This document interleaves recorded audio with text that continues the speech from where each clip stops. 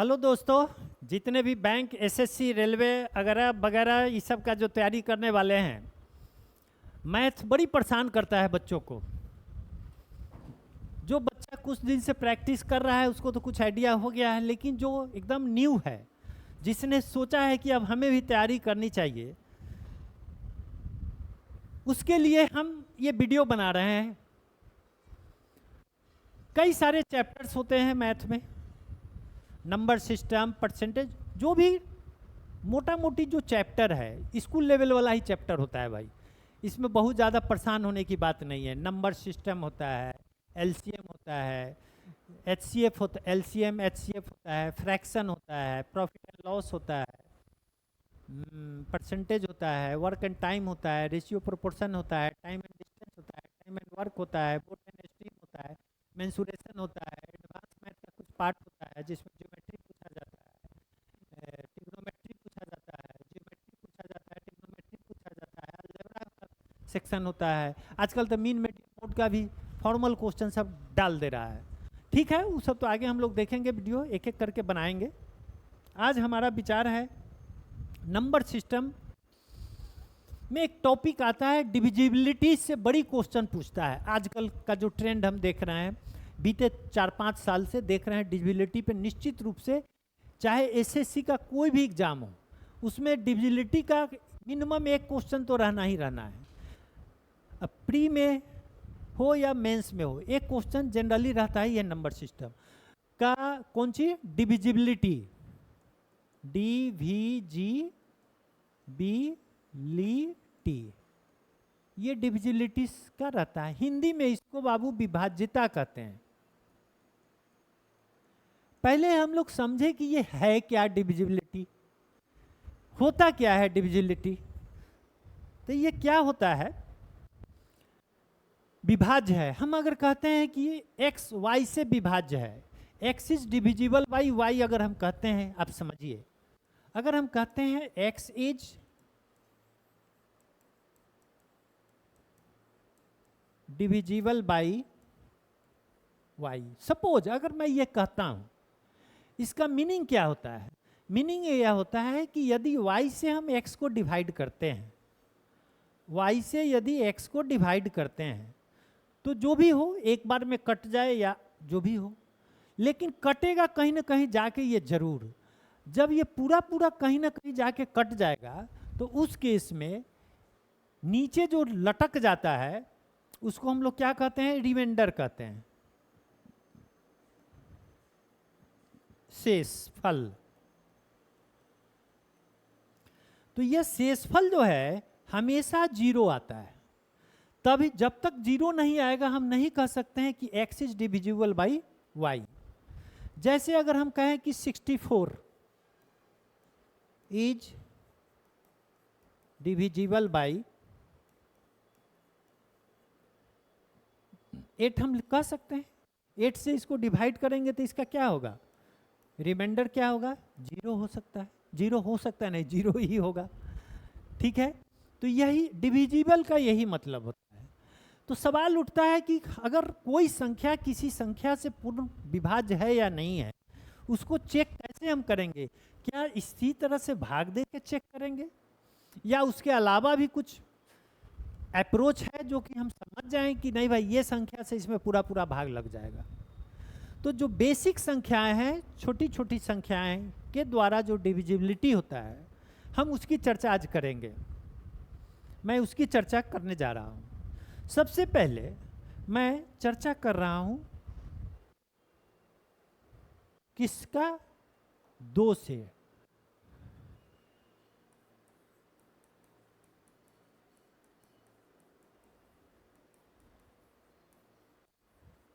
सबसे पहले हम 2 का चर्चा करेंगे, बाई 2। कोई भी संख्या में 2 से पूरा भाग लगेगा या नहीं लगेगा, इसका तो बहुत ही सिंपल वे है कि उस संख्या का लास्ट का एक डिजिट को देखना है। उस संख्या का लास्ट का एक डिजिट देखना है। अब क्यों देखना है? इसलिए एक डिजिट क्यों देखेंगे भाई? 2 डिजिट देखेंगे तो दिक्कत हो जाएगा क्या? नहीं, 2 डिजिट में भी देखने में दिक्कत नहीं होगा, लेकिन जब हमारा एक डिजिट से ही काम चल जाएगा तो 2 डिजिट से क्या मतलब है देखने का?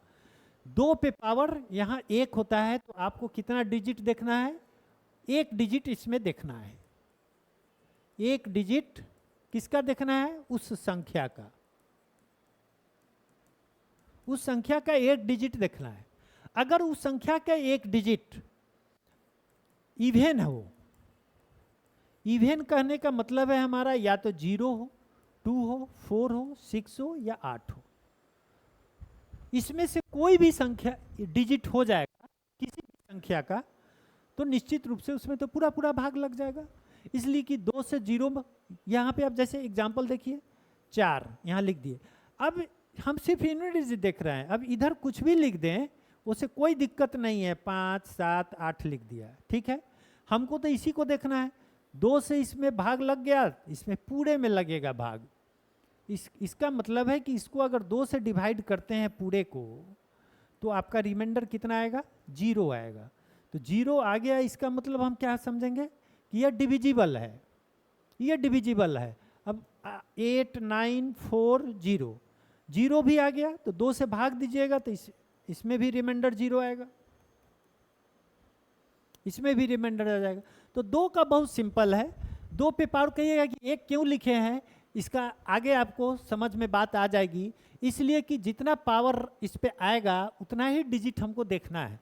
2 के लिए या 2 के ये 2 का जो पावर आएगा, जैसे 4 की अगर मैं बात करता हूँ, अगर मैं 4 की बात करता हूँ बाई 4,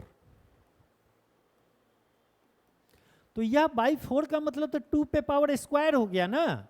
तो ये इसमें आपको संख्या का लास्ट 2 डिजिट देखना है, लास्ट का 2 डिजिट नंबर।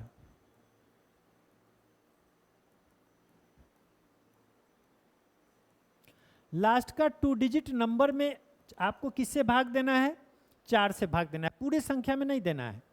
अगर रिमाइंडर 0 आता है तभी जाके आप कहिएगा कि डिविजिबल है, तभी कहिएगा कि डिविजिबल है, ठीक है। एग्जाम्पल में जैसे ले लेते हैं 1, 2, 3, 7, 8, 9, ठीक है।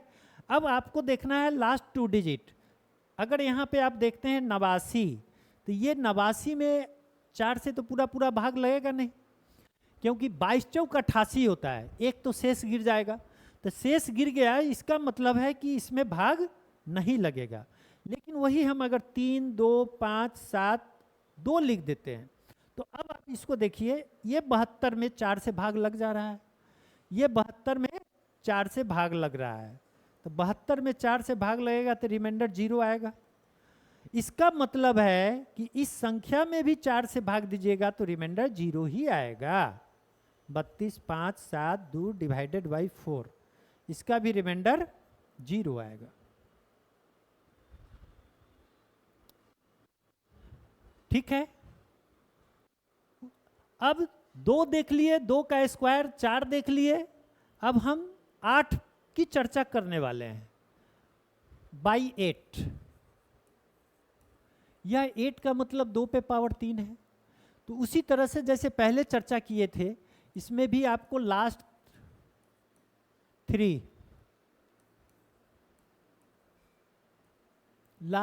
डिजिट नंबर पकड़ना है। लास्ट 3 डिजिट नंबर लेना है। इसको आपको किससे डिवाइड कीजिएगा? 8 से डिवाइड कीजिएगा। अगर 8 से डिवाइड कीजिएगा, रिमाइंडर अगर आपको 0 आता है, if remainder equal to 0, then जो नंबर होगा, जो नंबर गिवन नंबर होगा, उसको भी आप 8 से डिवाइड करेंगे तो रिमाइंडर 0 ही आएगा। एग्जाम्पल लेते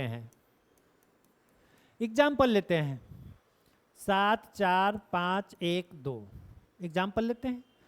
क्या था? लास्ट 3 डिजिट कह रहा है, तो लास्ट 3 डिजिट तो 512 है, लास्ट 3 डिजिट 512 है।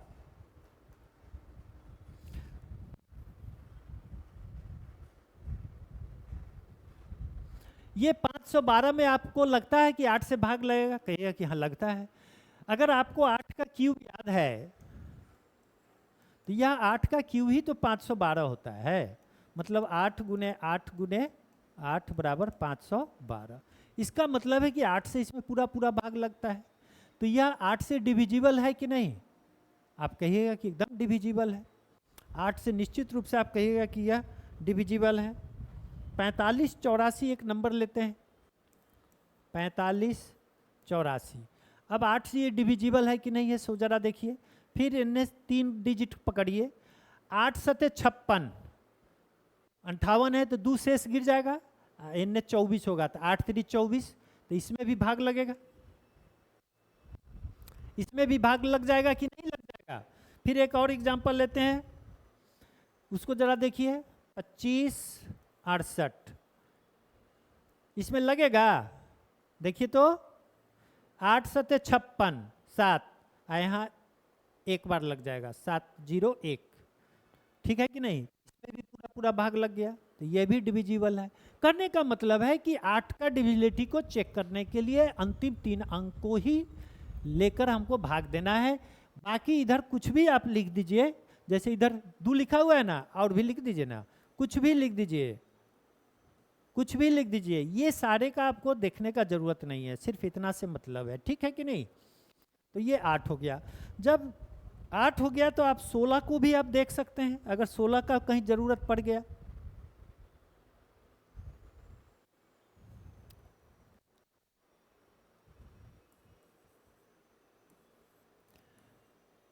यह 16 का मतलब 2 पे पावर 4, तो इसमें क्या उसी तरह से आपको क्या करना है, लास्ट 4 डिजिट देखोगे ना, लास्ट 4 डिजिट हम लोग देखेंगे इसको।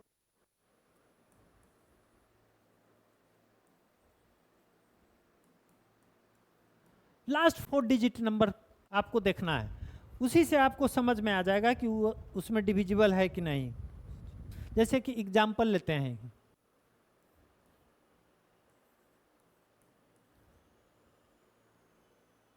देखिए यह लास्ट का 4 डिजिट 1 2 3 4 यहाँ तक आएगा। अब इधर मान लेते हैं एक और नंबर बड़ा कर देते हैं, क्या दिक्कत है, इतना बड़ा नंबर कर देते हैं, हमको तो इतना ही से ना मतलब है 16 से। अब 16 से 1856 को आप भाग दोगे, 16 21 16, 16 एक बार ही जाएगा, 16 9 25, 16 85, 16 6 96, लग गया ना, डेसिमल 0 आ गया। इसका मतलब यह डिविजिबल है, इसका मतलब यह डिविजिबल है कि नहीं है।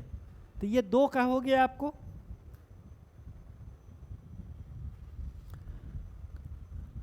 दो के पावर का हो गया। तो एक वीडियो ही आपको अच्छा लगेगा तो इसको आप समझ लीजिए। अब हम ठीक इसके नेक्स्ट वीडियो में हम आपको बताएंगे बाई 5 स्क्वायर मतलब 25 से, 5 क्यूब मतलब 125 से, 5 4 मतलब 625 से, इस तरह की संख्या से हम इसके ठीक अगला वीडियो में आपको वीडियो बना के देंगे। इसको आप वॉच कीजिएगा, इसको आप समझ लिए, अच्छा लगेगा तो आप इसको संजो के रखिए अपने दिमाग में जब तक आपका रिजल्ट नहीं आ जाता है। इसके बाद फिर चलिए फिर मिलेंगे। Thank you.